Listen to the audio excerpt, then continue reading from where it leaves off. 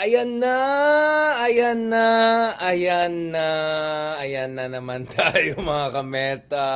Donald Trump, number 47, back to the White House in the coming months. Booyaka siya, booyaka siya. Good morning, good morning. Ayan, Tagalog boy. Ayan na naman tayo. Sabi ko sa inyo guys, sabi ko sa inyo. Marami talagang weaknesses talaga yung kabila. Tapos dami naman nagalit sa atin. Sabi niya, si Richard, Ronald, ano bang sinasabi nyo? Ano bang nakikita nyo? Diba? Yan ang mga sinasabi ng mga weaknesses na issues. Immigration, economy, ayan na naman, di naman nakikinig yung mga dilawan sa atin. Ayan na, nanalo na si Donald Trump. So as you could see, we barely had enough sleep over the past 24 hours. At katulad ng sinabi natin, the first battleground states that you have to watch are Georgia and North Carolina. And by around 9:10 a.m. today, as soon as it became very clear that Georgia and North Carolina was leaning towards Donald Trump, and Pennsylvania was slipping through the hands of Kamala Harris. Sabi ko, wala na, game over na yan. So basically, just to give you a dynamics of how the race works, hindi sabay-sabay binibilang, iba't iba yung mga batas, regulations when it comes to counting, especially yung mail-in ballots, and some states have more mail-in ballots than others. So hindi sabay-sabay nagtatransmit yung mga iba't ibang estado. Not to mention, obviously, the US is such a big country. It's a continental-sized nation, so there are time zone issues. So that's why, minsan, yung mga lumalabas initially are not necessarily an indication of sino talaga manalo. If you remember, last time, 2020, between Biden and Trump, there was also a Trump surge, a kind of a red surge mirage initially, but eventually Biden was able to close the show. Except it just took such a long time, and Trump being Trump, he was never gonna accept it, and hence all the conspiracy theories about, oh, they brought in, illegal people, blah blah blah, and all of that nonsense. Now we can see under Biden and Trump, Democratic administration, here we are, booyaka siya, fair and square, nanalo na po si Donald Trump. In fact, as soon as I saw Pennsylvania was leaning towards it, then sabi ko, game over na yan. Because once you lose North Carolina and you lose Georgia, there's a lot of pressure on you to win Pennsylvania and do very well in Michigan and Wisconsin, but we were looking right and left. Things were not looking good. The only areas whereby Kamala was looking a bit fine was areas where, siguro in one way or another, dahil galing doon si Liz Cheney and the Cheneys and all of that, in the northern areas of the country. But overall, I think the momentum was very clear. So I was, yes, medyo iffy ako kasi umaga-umaga pa lang kanina, I was saying na more or less implying na not only momentum is with Trump, but it's really, really looking for Trump. So dito talaga guys, masabi natin, Mudeng won, Pulse statisticians, Nate Silver, Nate Cohen, lahat yan, 0. Yan. Tama na naman si in fairness, tama si Mudeng. Ano na si Mudeng, yung yung cute na hipo. Pinili siya at pinili na yung Donald Trump. So here we are, more or less a clean sweep. And a clean sweep not only in terms of Donald Trump beating Kamala Harris when it comes to electoral college, and also for the first time since 2004, first time in 20 years, nanalo din ang mga Republicans when it comes to popular vote. All right, you have to be very much clear about that. AR, what are you talking about, man? Most likely I've been to more places in the US than you have. Most likely I've talked to more more policy makers and experts than you. So don't give me your nonsense about it. All right. Ayan naman tayo mga nagfi-feeling. Just because you live in a place doesn't know you know that place necessarily best than people who actually study the data, statistics, and talk to the experts and go around. I don't know about you guys. I've been in South Carolina this year, Georgia, Washington, D.C., California, North Carolina, lahat, okay?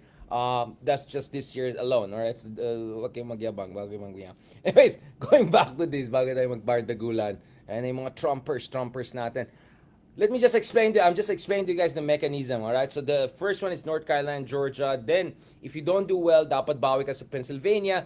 Usually when it comes to Arizona, it takes a lot of time. Mas mahaba yung pagbilang dyan. Last time, more than 4 days. And then Nevada was also very key in this election. Had, for instance, Kamala won in Pennsylvania, kind of cancel out the early wins of Trump, then it would have gone down to the Sun Belts, and Nevada and Arizona. Then this could have taken a long, long time. But we didn't need to wait that long because Trump was able to flip one state after the other. A tremendous performance by Donald Trump in terms of winning over minorities. Of course, he didn't win like majorities of minorities per se, but he performed better than any Republican in recent memory among multiple minority groups. Kanina lang kausap natin yung kaibigan natin si Prashant, Dr. Prashant, who is of course from the Southeast Asian American background. So we're talking about the Indian American votes, South Asian American votes. Trump did very well among them. Gen Z, Trump did very well. I'm looking at some of the latest numbers coming out here. Also did very well, Trump, among Generation X. He also did very well among Caucasian women. So all across the board in all major demographics, he performed very well, and of course, working class Caucasian folks also. So, and yes, it's not only Trump is back.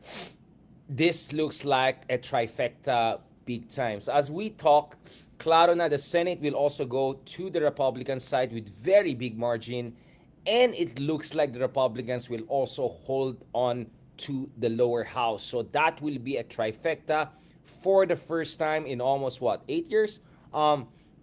You're gonna have all the three major contested offices or institutions going to the Republicans, but this is the difference kumpara nung last time na nangyari itong trifecta na to. The Supreme Court of the United States. Trump alone was able to nominate not one, not two, but three different Supreme Court justices. Very Catholic, very conservative, very Yale. I think at least two of them are from Yale Law School. So I think Irish background din yung mga iba. Kavanaugh, for instance. So you also have a very conservative Supreme Court. So this is not looking like a trifecta alone to me. This looks like a quad to me. A red quad, right? I think we have, for the first time, again, in recent memory, a Catholic majority Supreme Court. Or at least a conservative Republican majority Supreme Court. So big time talaga itong mga pangyari na kita natin. So the room for maneuver for Trump will be tremendous in terms of transforming American politics, pushing with his agenda, which is, I don't know, agenda, whatever, 2025, whatever you want to call it, the Heritage Foundation version, the regurgitated versions. So this is different.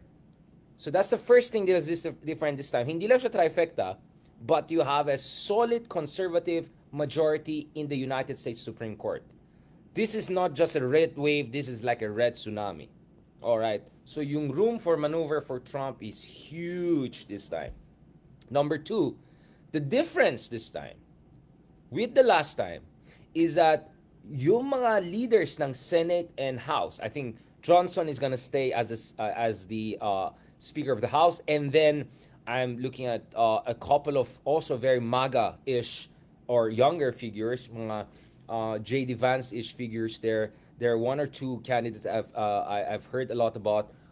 So you can have both Senate and the House of Representatives led not by traditional Republicans, because the last time there was a trifecta, you have a couple of very traditional Republicans in charge. So minsan may tension pa yung lower house and Senate and si Trump. This time hindi. It's not only a red wave, it's not only a red tsunami, it's a MAGA tsunami. MAGA tsunami. This is what you're gonna see. Kaya the implications are immense. Of course, if you're with Trump, happy times, great times. Some would even say regime change times potentially, right? Because this is not just gonna be 4 years of Trump. It could be 4 years of Trump laying down the foundation for who knows, a very long time of MAGA politics. J.D. Vance is extremely young. He just turned 40, if I'm not mistaken. So J.D. Vance could pick it up for another 8 years, assuming hindi na binago yung constitution and all of that. So we are talking about an unprecedented moment, guys. Not only the first popular vote victory by a Republican in 20 years, we're looking at a trifecta plus a Supreme Court that is extremely conservative. And not to mention, this is not a red trifecta, but a MAGA MAGA trifecta. And the vice president also this time is different. It's not Pence, who was again a much more traditional evangelical Republican. This time, what you have is a MAGA ideologue in the person of J.D. Vance. So, sobrang iba talaga siya this time, guys. So, yung mga nagsasabi na we're just gonna get more of the same, I don't think they know what they're talking about. Moreover, this is not the same Trump.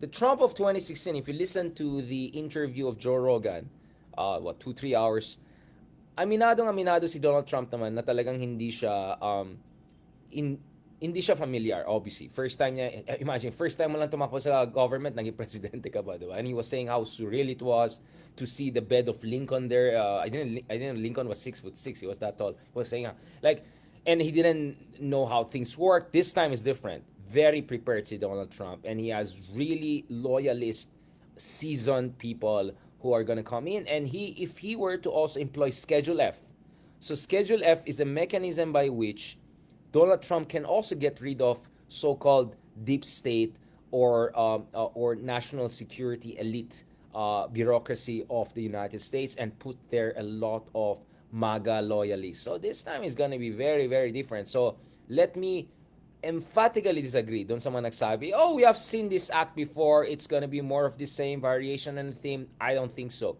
I think this is not a question of arithmetic. I think this is a question of exponential change, exponential growth. So whatever we saw from Trump during the first term, what we're gonna see this time is Trump on steroids, MAGA on steroids, a much more organized, long-term looking, much more formidable and transformational form of Trumpian politics.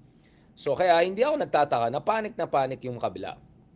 Not to mention, also this time, the difference is, ang dami ng mga grievances ni Trump, right?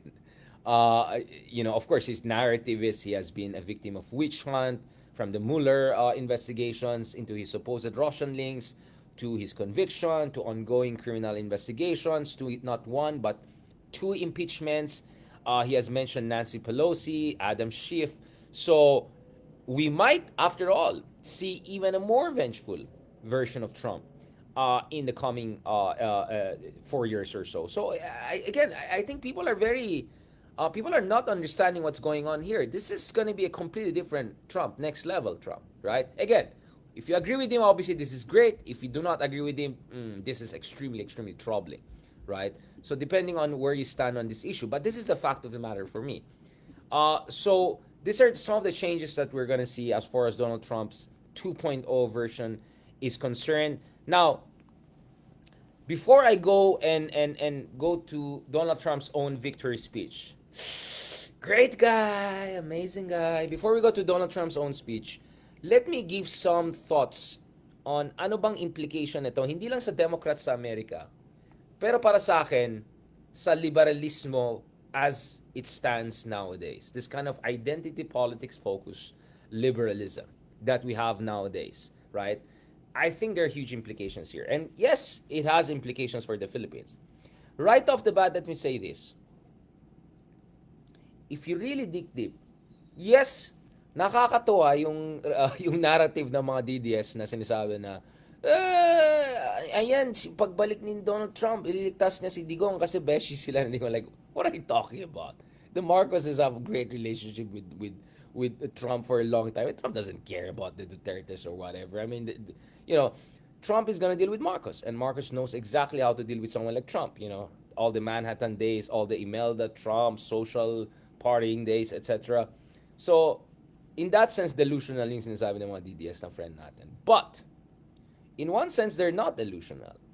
I think what we should learn from this, meaning si Trump, medyo chamba nanalo nung first time, di nanalo nung second time, after 4 years. And after everything, bumalik pa at nanalo pa ng mas malaki.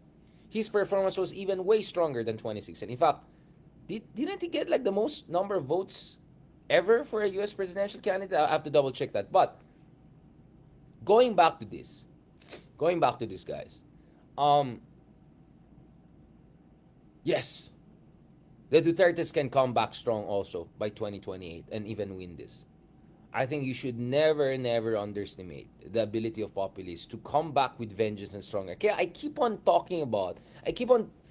invoking yung very memorable vote ni Ralph Waldo Emerson. If you strike at the king, I'll paraphrase it to make it more politically correct, finish the job. Because if you go for it and then you don't finish the job, it will come back to haunt you. And that's exactly what Trump did. They tried to impeach him once, they tried to impeach him twice, they tried to launch investigations, but they never went all the way. And in fact, the more they failed in terms of, putting Trump behind bar or whatever, or pinning down, the more he became a hero. At the same time, he was both a hero and a victim. And that's a very potent political combination. So, the lesson for BBM and for opposition in general is clear. For BBM, the lesson is very clear. It's already war mode na.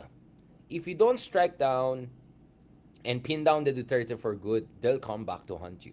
Maybe in these elections in 2025, maybe because, machinery of the state, etc., BBM team will not do too bad.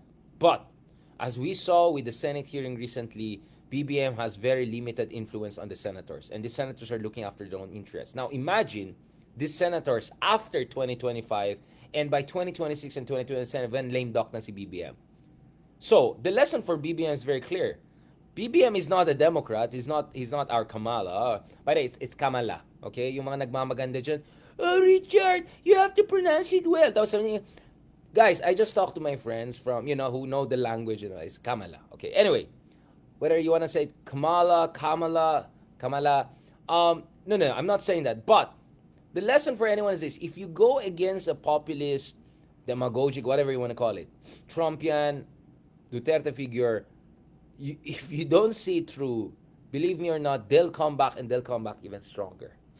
And after everything the Dutertes are going through, if they survive this, if they make it to 2026, 2027, huwag kayong magtataka. Pagdating ng 2027, 2028, sila pang bida, sila pang biktima. Napakalakas na kombinasyon yan. Bida ka nga, biktima ka pa. Once you have those two elements together, you are almost unbeatable. Especially you have the populist playbook, which the Dutertes are maestros of. So the lesson for BBM is very clear. But that's not the end of the story. For me, the lesson is even clearer for the liberal progressive opposition in the Philippines, particularly liberal opposition. Because kung titingnan nyo, what happened tonight was a Maga tsunami, not only a red wave, it was a Maga tsunami that in many ways was repudiation of the kind of liberalism that Obama and the establishment Democratic Party represented. With all due respect and all of that, I think at this point in time, and I was talking to my American friends who are from minority backgrounds, whether South Asian, East Asian, Southeast, they were saying, actually, kung kinausap mo maraming tao, especially mga professionals, doctors, I don't know, hoteliers, businessmen, hindi sila bumoboto sa isang kandidato dahil similar yung lahi nila, supposedly, or similar yung... Tinitignan nila yung personalidad. Tinitignan nila yung polisiya. Actually, maraming Asian Americans, for instance, or even Latinos, voted for Trump because they wanted less tax. They wanted stricter policy on immigration. They were not very happy with the management of inflation. They were not very happy with cancel culture or woke culture or whatsoever. So I think yung whole Obama-ism, if I can put it that way, the whole Obama-ism of, this is about, creating, wait lang, may troll tayo dito. May ibang bayaran tayo. Ibang klase talaga itong mga bayaran natin. Imagine nyo guys. Kahit hindi Pilipinas ang pinag-usapan, medyo tinitroll pa rin. Going back to this, we are very much seeing yung repudiation of yung Obamaism democracy, right? This democracy that focuses more on identity politics, representation, but not yung important issues that has been raised by the Bernie Sanders of this world. And not to mention, in fairness to Biden, despite all of the weaknesses that Biden has, Biden always understood that it's important that you deal with the socioeconomic class issue, that you deal with the anxieties of Americans who are hurt by inflation. But in the case of Biden, obviously inflation hindi na makontrol because unfortunately may kinalaman din yan sa international factors, including Ukraine war, etc. But Biden, for instance, understood that you have to reassure yung mga Amerikano na mga wala ng trabaho dahil sa, rise of the electric car, right? with the emergence of EV and electric vehicles, etc., transition to renewable energy.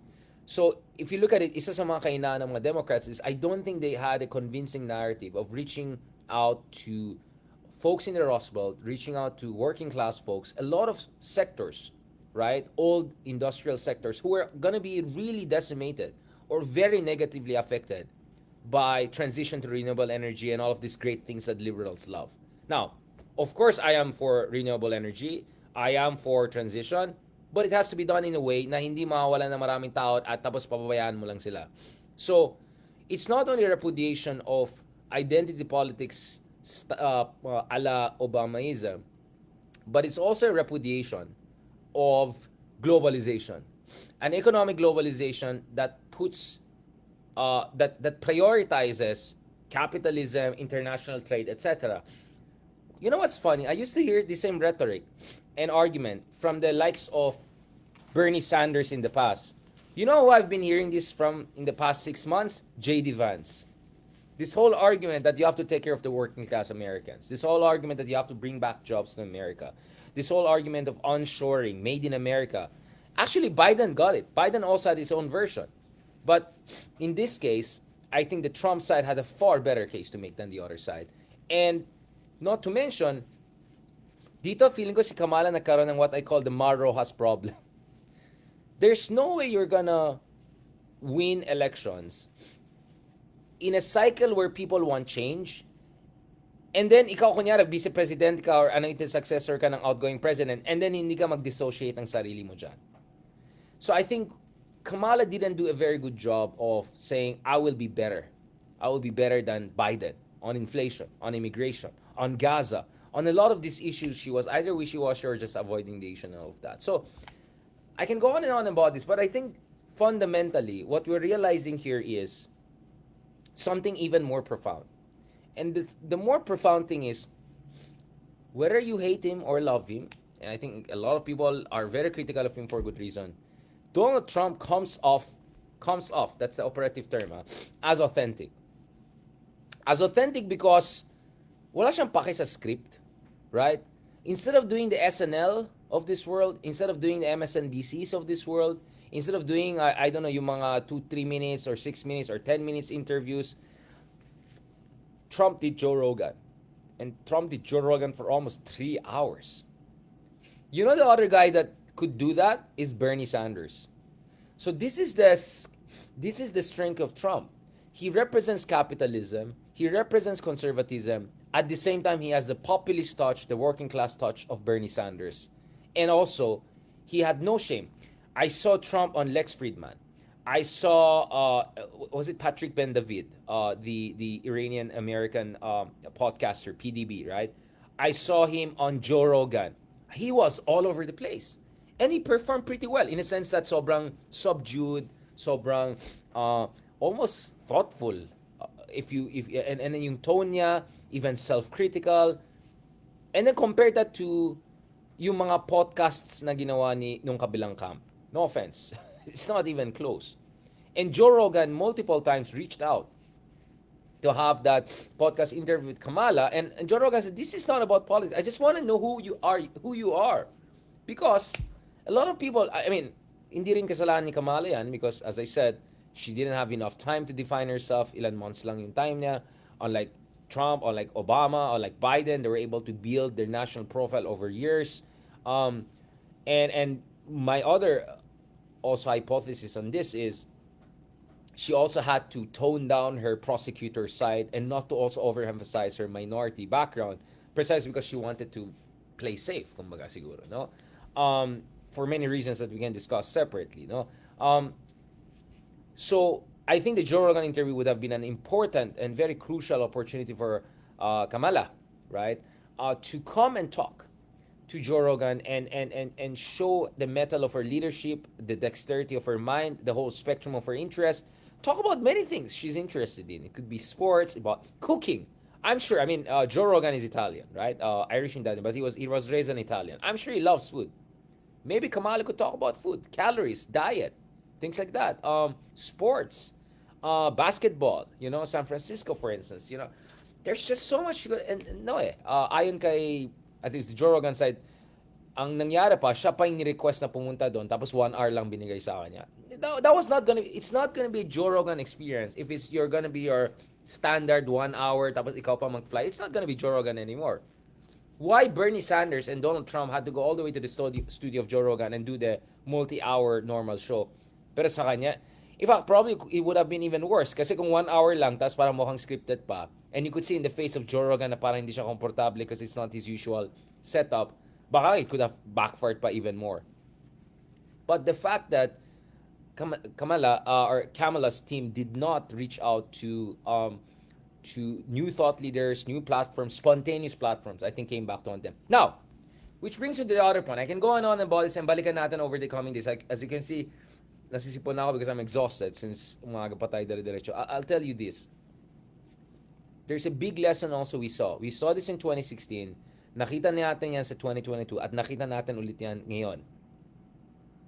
Hindi lang sa Amerika. Yung pag-endorse ng mga malalaking artista, not only it does not assure you good electoral performance, it may even backfire when you're against a populist who's willing to do the spontaneous podcasters, thought leaders ones. Because yung populist yung lalabas na talagang anti-establishment, which is what populism is all about. So, ironically, Trump came off as not only a victim, a champion, but also as the anti-establishment guy. Because no A-list artista or celebrity was backing him up.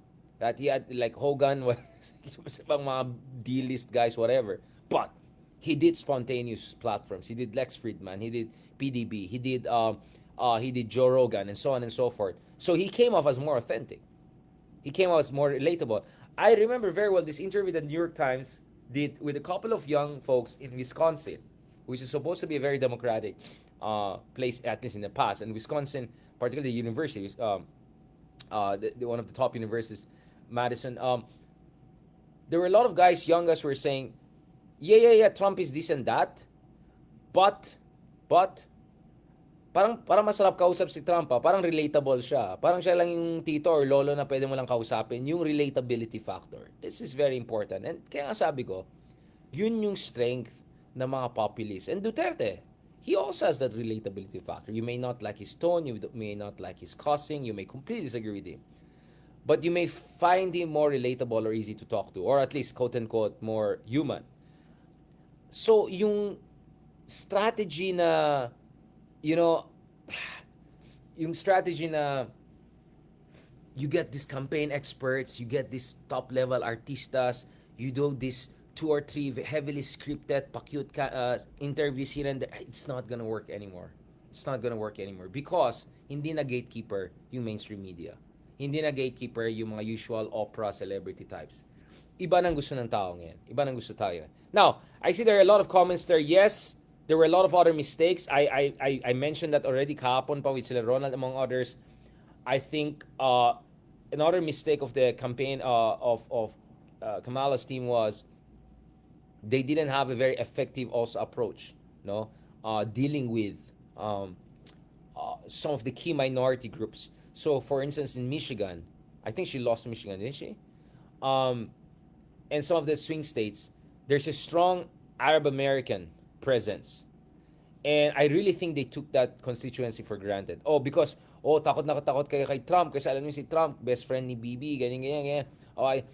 And they took them for granted. And it was only towards the end, literally towards the end of the race, that Kamala made this speech na I'll do everything in my power to end the Gaza war. And yet she didn't still criticize the war. And worse, she openly flaunted being supported by neocons like the Cheneys. Are you kidding me? These are the Cheneys, are the neocon Republicans who supported the disastrous wars in Iraq, among other places.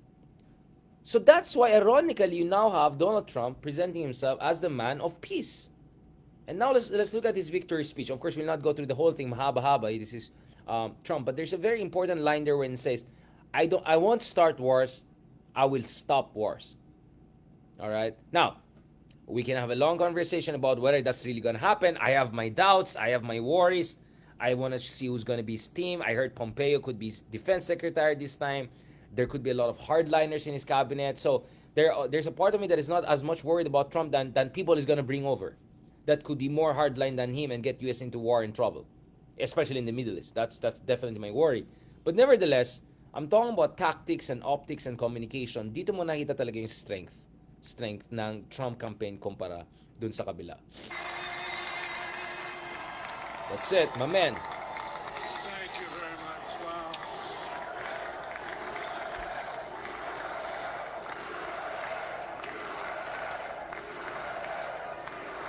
Well, I want to thank you all very much. This is great. These are our friends. We have thousands of friends in this incredible movement. Great people. This is a movement like nobody's ever seen before. He has always said nobody has ever seen that. Greatest, amazing. Frankly, this was, I believe, the greatest political movement Greatest. of all time. There's never been anything like this in Oh this my god. country. Ayan na na. And now it's going to reach a new level of importance because we're going to help our country heal. We're going to help our country heal. We have a country that needs help, and it needs help very badly. We're going to fix our borders. We're going to fix everything about our country. And we made history for a reason tonight, and the reason is going to be just that. We overcame obstacles that nobody thought possible, and it is now clear that we've achieved the most incredible political thing. Look what happened. Is this crazy?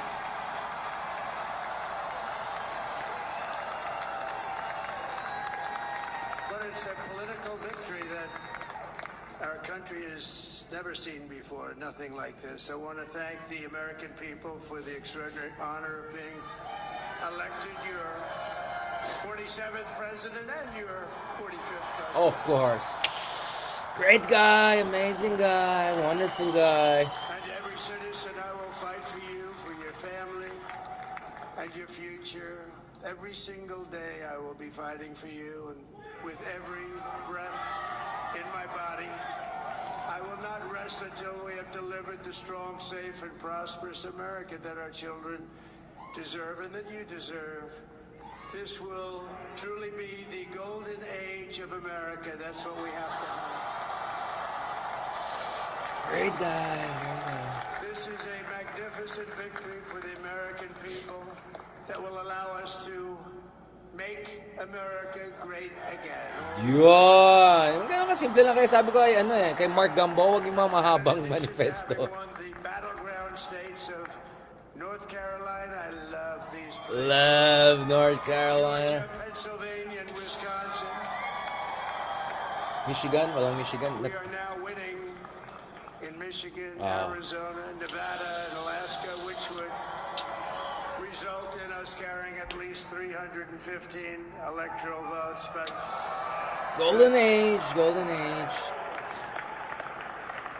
But it's much easier doing what the networks did or whoever called it, because there was no other path.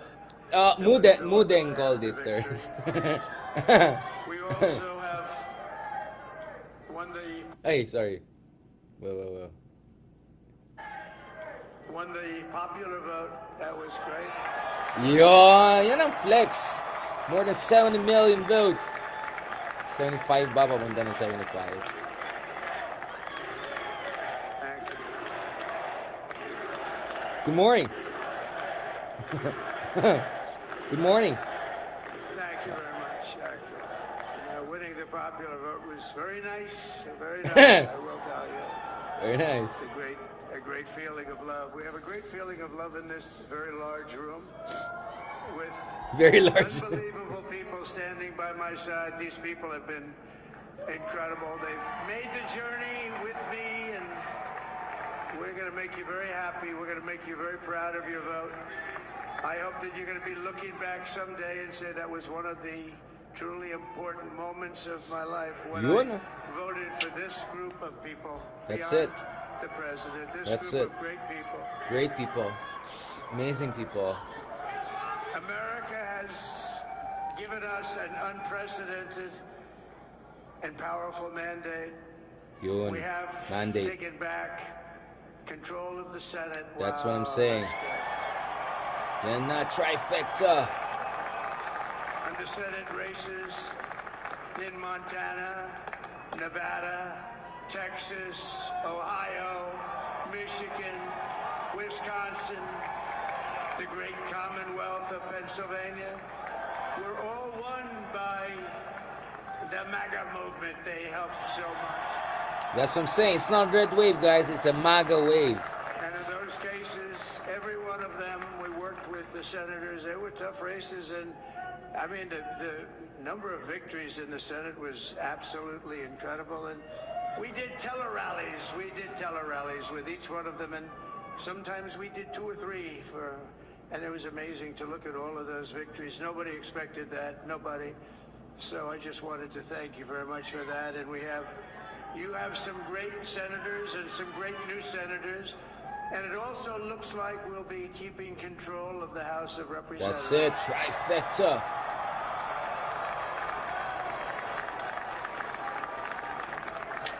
And I want to thank Wipe out. Mike Johnson. I think he's doing a terrific job. That's it. Terrific He's job. gonna keep his job, I Johnson. want to also thank my beautiful wife, Melania, First Lady. Yun.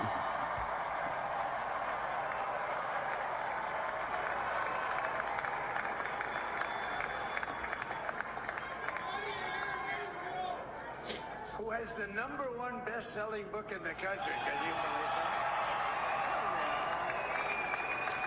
Yan talaga eh. Yan talaga.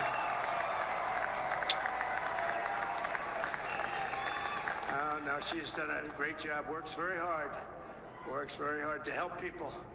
So I just want to thank her. But I want to thank my whole family, my amazing children, and they are amazing children. Now, we all think our children are amazing. Everybody here thinks their children are amazing. Everyone. That's a good thing when you think they are. But Don, Eric, Ivanka, Tiffany, Barron, Laura, Jared, Kimberly, Michael, thank you all. What a help. What a great.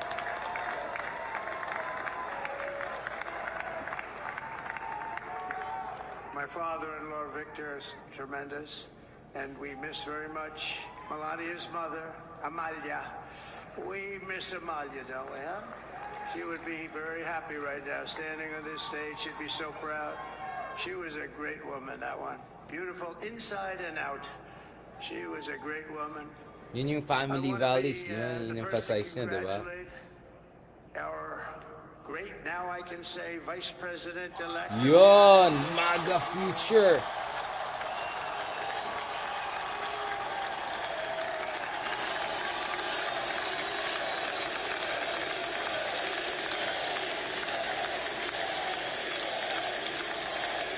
And his absolutely remarkable and beautiful wife, Ushabez. And he is a feisty guy, isn't he? You know, I've said, go into the enemy camp, and you know the enemy camp is certain networks. And There we a lot go. of people don't like to, sir, do I have to do that? He just goes, okay. Which one? CNN, MSDNC? He'll Nah. say, There you "All go. Thank you very much." He actually looks fun. He's still like the only guy I've ever seen. He really looks forward to it, and then he just goes in and absolutely obliterates them. Say a couple of words here.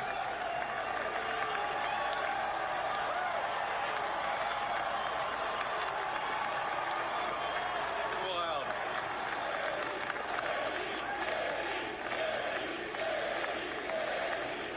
Grabe ah.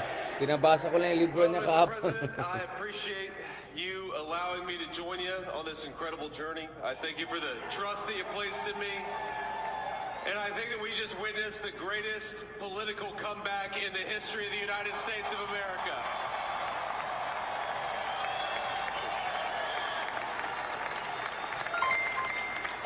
And under President Trump's leadership, we're never going to stop fighting for you, for your dreams, for the future of your children. And after the greatest political comeback in American history, we're going to lead the greatest economic comeback in American history under Donald Trump's leadership. See, hindi siya nagsalita masyado. He's good. He knows. Don't outshine the boss. Thank you very much. Keep it short and sweet. He's turned out to be a good choice. I took a little heat at the beginning, but he was. I knew the brain was a good one, about as good as it gets. And we love the family, and we're going to have a great 4 years, and we're going to turn our country around, make it something very special. It lost that little. It lost that little thing called special. We have to make it so. We're going to make this so great. It's the greatest country and potentially the greatest country in the world by far. And right now we're going to just work very hard to get all of that back. We're going to make it the best it's ever been. We can do that. If we had to wait longer, I don't know. It was going bad, and it was going bad fast. We're going to have to seal up those borders, and we're going to have to let people come into our country. We want people to come back in, but we have to let them come back in, but they have to come in legally. They have to come in legally. Let me also express my tremendous appreciation for Susie and Chris. The job you did. Susie, come here, Susie. Chris, come here, Chris. Susie likes to stay sort of in the back, let me tell you. The ice thing, we call it the ice thing. Chris, come here, Chris. Susie likes to stay in the background. She's not in the background. Come here, say something. This wasn't expected, but I just want to thank, obviously, President Trump for this journey. It was a great one, and he's a hell of a candidate. And he's going to be a hell of a great 47th president. And this team that we had, the best team, and, of course, even my boss, Susie Wiles, the best. Thank you. Yeah, keep it sweet. Keep it short. Let Trump talk. Magaling. They know how to deal with the guy if they talk more than 1 minute. Susie. They're great. Everybody up here is great. Everybody up here is very special. But the Trump, who did you say? Oh, let me tell you, we have a new star. A star is born, Elon. Oh my gosh. Now he is. Now he's an amazing guy. We were sitting together tonight. You know, he spent 2 weeks in Philadelphia and different parts of Pennsylvania campaigning. You know, he sent the rocket up 2 weeks ago, and I saw that rocket, and I saw it coming down. I saw it. When it left, it was beautiful, shiny white. When it came down, it didn't look so pretty. It was going 10,000 miles an hour, and it was burning like hell. I said, what happened to your paint job? He said, we've never made a paint that could withstand that kind of heat. And but I saw it come down and turn around. And it was, it's like 22 stories tall, by the way. It looks a little smaller than that, but it's big. And it came down, and you saw that fire burning. And That was impressive. That was an engineer. Elon That could do was this. fairness. Must be an Elon. And I told the story. I told it last night. I had a man on the phone. I had the screen muted, no sound. I was talking to a very important man, happens to be here. And that very important guy, one of the most important people in, I would say, the country, actually. But, I was president, and now it looks like I was going to be maybe president again, so I figured I could ask him to hold. So I asked him to hold. And especially because you're going to be president again, they hold. So I took the phone down, and I'm looking at the screen. I'm seeing this crazy thing that's going around and coming down. It looks like it's going to crash into the gantry. And I said, oh, no. And I said, do me a favor, do you mind holding for a couple of minutes? I want to see this. I thought it was a space-age movie or something. I put the phone down. Bad part, I didn't pick it up for 45 minutes, and he was holding. But this spaceship came down, and I saw those engines firing, and it looked like it was over. It was going to smash, and then I saw the fire pour out from the left side, and I put it straight. And it came down so gently, and then it wrapped those arms around it, and it held it. And just like you hold your baby at night, your little baby. And it was a beautiful thing to see, and I called Elon. I said, Elon. He's poetic in his own way. I say. He said, yes, it was. I said, who else can do that? Can Russia do it? No. Can China do it? No. Can the United States do it other than you? No. Nobody can do that. I said, that's why I love you, Elon. That's great. And you know, when we had the tragic Tingnan natin gaano katagal yung alliance nila. it hit, in particular, hit North Carolina. They were really devastated. The water. This was a big water, as big as we've ever seen. Water hurricane. It built lakes out of nothing. Fields became lakes, and the danger was unbelievable. And the people from North Carolina came to me and they said, would it be possible, at all possible, for you to speak to Elon Musk? We need Starlink. I said, what's Starlink? It's a form of communication. So I called Elon, and I'll tell you what, he had, and it was very dangerous. People would die. They had no communication. All the wires were down. I called Elon Musk. I said, Elon, you have something called Starlink. Is that right? Yes, I do. What the hell is it? He said, it's a communication system that's very good. I said, Elon, they need it really, really badly in North Carolina. Can you get it? He had that there so fast. It was incredible. So, and it was great. It saved a lot of lives. He saved a lot of lives. But he's a character. He's a special guy. He's a super genius. We have to protect our geniuses. We don't have that many of them. We have to protect our super geniuses. I want to thank some of the guys. You know, we have up here today the U.S. Open champion. He's a fantastic golfer, slightly longer than me. It's a ball, a little bit longer than me. Just a little bit. Bryson DeChambeau is up here someplace. What happened to Bryson? Where is he? Bryson. Oh, he was shot. He's hitting balls. Oh, he's on the way. He's hitting balls. Bryson. Oh, look at him.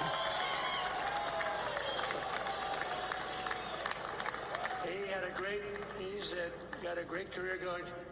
Great U.S. Open, Bryson. That's a fantastic job.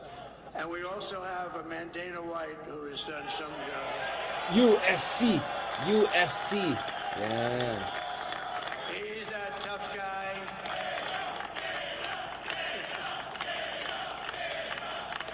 So Dana White started UFC and came to me, do you mind if I use your... Nobody wanted to give him Marines because they said it's a rough sport, a little rough. And I helped him out a little bit, and I went, and they said, this is the roughest sport I've ever seen, but I began to like it, and he loved it, and nobody's done a better job in sports. And you know, he's a very motivational kind of a guy, what he does. He gets these fighters, and they really go at it. And it's become one of the most successful sports enterprises anywhere at any time. It's doing so well. I'd like to ask Dana just to say a couple of words, because people love to hear from him. Dana, please.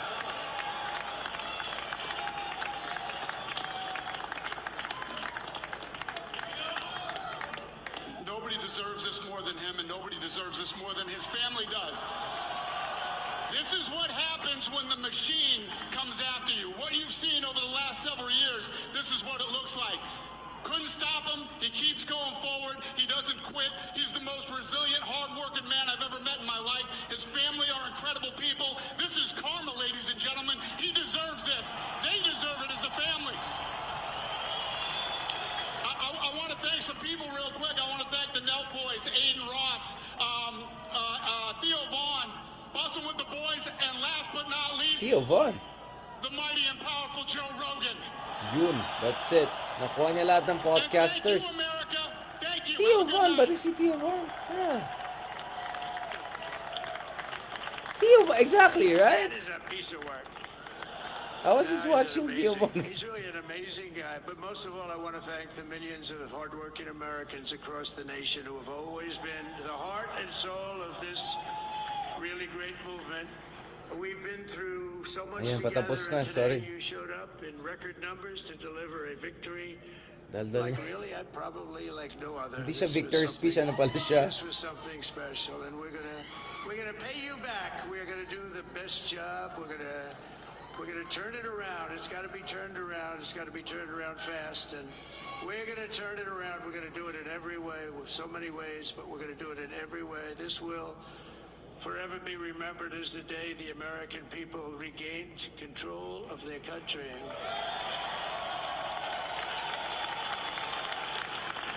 So I just want to say Tax break that na yung UFC. on behalf of this great group of people, these are hard-working people. These are fantastic people, and we can add a few names like Robert F. Kennedy Jr. And he's going to help make America healthy again.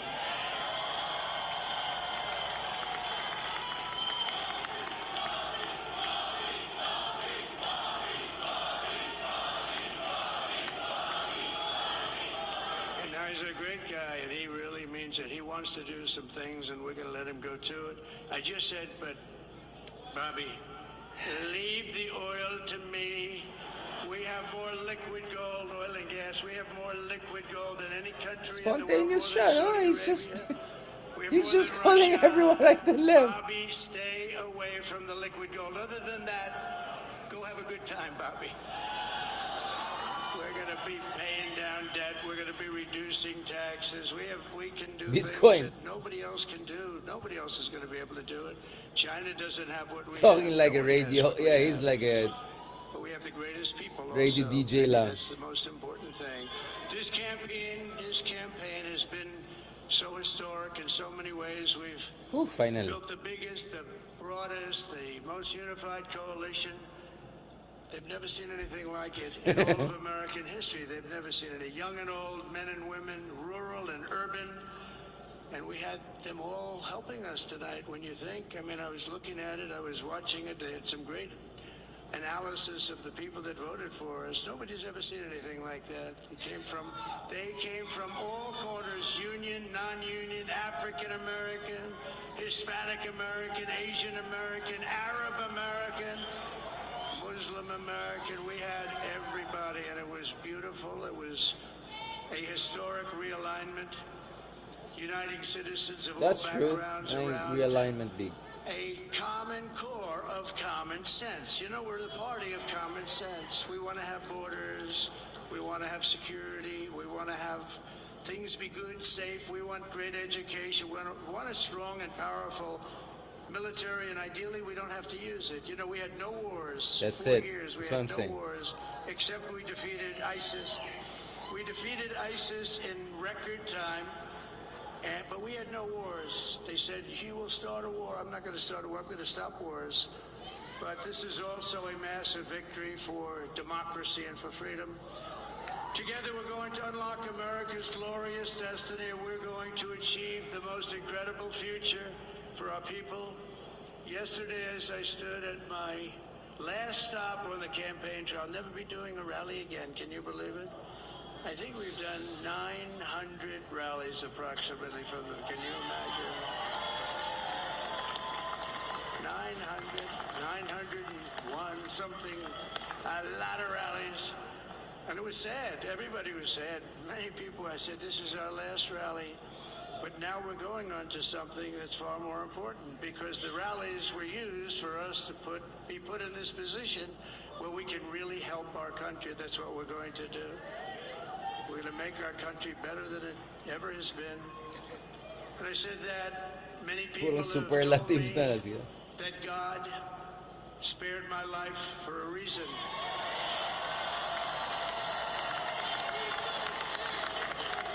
And that reason was to save our country and to restore America to greatness. And now we are going to fulfill that mission together. We're going to fulfill that mission. The task before us will not be easy, but I will bring every ounce of energy, spirit, and fight that I have in May my mga soul Russian pa to the tayo, ano. job that you've entrusted to me. This is a great job. There's no job like this. This is the most important job in the Sino? world. Raymond Reddington? Sino? Just as I did in my first term, we had a great first term, a great first term. I will govern by a simple motto: promises made, promises kept. We're going to keep our promises. Nothing will stop me from keeping my word to you, the people. We will make America safe, strong, prosperous, powerful, and free again. And I'm asking every citizen all across our land to join me in this noble and righteous endeavor. That's what it is. It's time to put the divisions of the past 4 years behind us. It's time to unite. And we're going to try. We have to try. And it's going to happen. Success will bring us together. I've seen that. I saw that in the first term when we became more and more successful. People started coming together. Success is going to bring us together, and Man, we he's are so going to successful. You're gonna get start by all tired. putting America first. We have to put our country first for at least a period of time. We have to fix it because together we can truly make America great again for all Americans. So Bakit? I want to just Kaya nga may Russian tayo. tell you what a great honor this is. Trumpians. I want to thank you. I will not let you down. America's future will be bigger, better, bolder, richer, safer, and stronger than it has ever been before. God bless you and God bless America. Thank you very much. That's it. Alright, that's it. Okay, wow. Sumakit ng leg ko. Marami pa tayong pag-usapan, guys. Let's keep it there. Let's let the dust settle. Baka pag gising natin bukas, ano na tayo? Maga boys na tayong lahat. Alright. Theo Von! I didn't expect that. But anyways, baka when Joe Rogan went in, lahat sila wow. Crazy times. Amazing times. Greatest times. Wonderful times. Alright, guys. Good night. Maraming salamat. In my 20 years in journalism, never seen such a great candidate. Tignan natin. So over the next month or so, the show will begin again. And kasama dyan is appointment of his cabinet position. As I said, the only thing I heard so far is Pompeo is being considered as Secretary of Defense, but we'll very carefully watch out for updates on sino ba ang mga pwede mag-land sa kanyang kabinete, because that could give you a lot of idea about what will be the actual direction of the second Trump administration's foreign and domestic policies. Maraming salamat, God bless, and talk to you soon.